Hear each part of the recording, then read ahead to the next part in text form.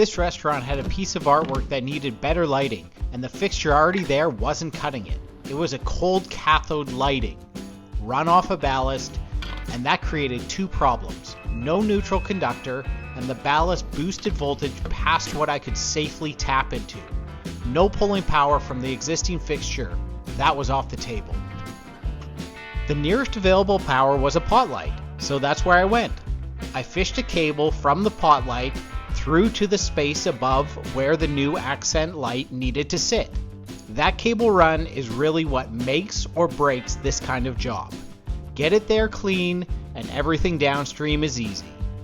Once I had power where I needed it, I cut the LED housing and lens down to the right size for the install. Fastened the housing to the wall and adhered the LED strip inside of it. Lens snapped in next. Last step was the electrical.